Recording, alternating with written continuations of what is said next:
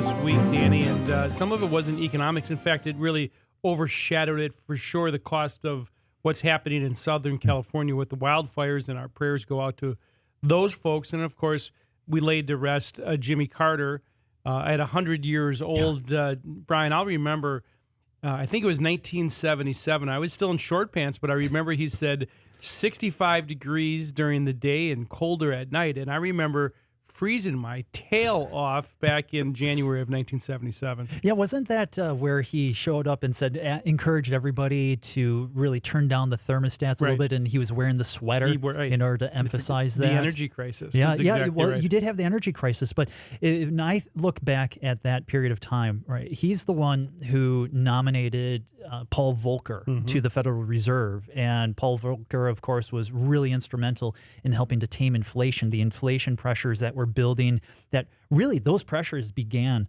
under Kennedy and then went through Johnson and then Nixon and Ford. And Carter basically told Volcker that, don't worry, just contain inflation. I'll take the political fallout. And boy, did he ever. Yeah, he did. That was a one-term president, but that's really a great segue because of, talking about Paul Volcker, the head of the Fed back then, and what's happening today. And they often talk about Paul Volcker and saying, they don't want to make those same mistakes, if you recall, was the start and stop of interest rate cuts. That's right. And that's one of the reasons why inflation probably continued a little bit further than what people thought that it should have, because Volcker did hike rates pretty aggressively, thought that the beast of inflation had been tamed, but it wasn't. And so they cut perhaps prematurely and had to do it again.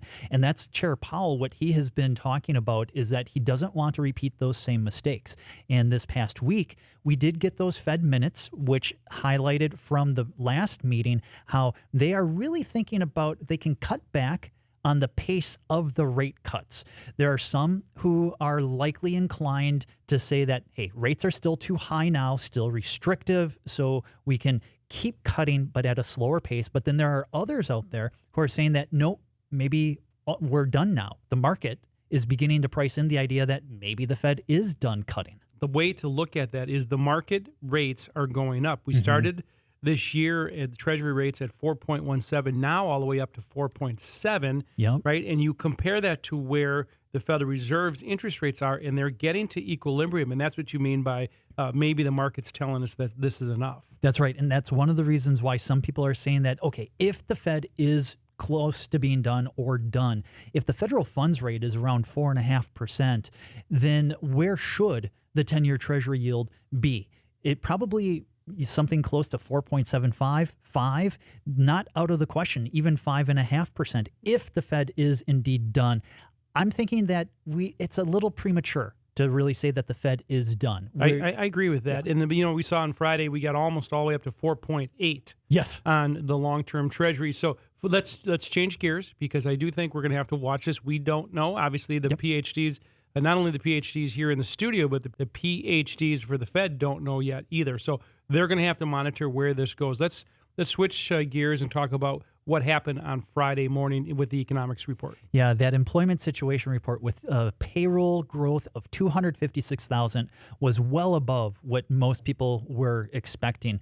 Because of the slight slowdown in payroll growth that we've seen this last year, the consensus was calling for something closer to 150 to 160. So that was kind of an eye-popping number. But when I dig into the details of it, it does show how most of the strength lately has been coming from those non-economically sensitive areas like government employment and healthcare.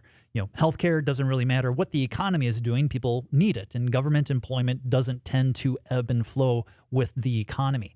We're still seeing weakness in manufacturing, mining, logging. So I think that really that payroll report, the big gains that we saw, while that's great, when I think about what is in store for the year ahead, it doesn't give me a clear signal. It's like, we have a wage growth 3.9% year on year, which is fine.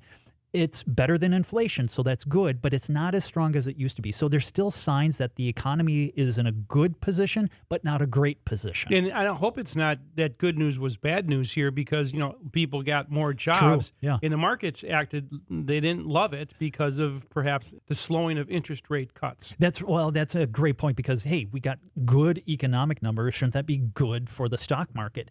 And in general, it should be, unless it means the Fed might do something bad. Right. And I think that's where you get into that game about why did the market react the way it did.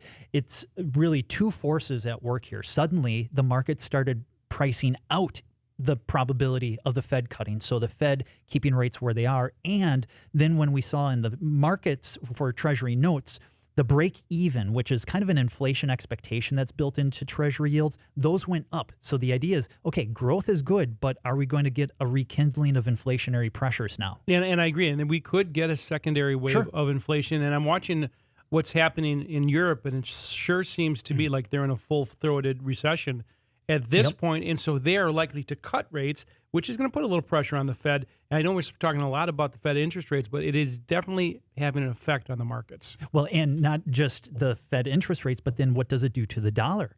Because in Europe, if they're cutting rates faster than the Federal Reserve is, that is likely going to contribute to some dollar strength. Then what does that do to our export competitiveness?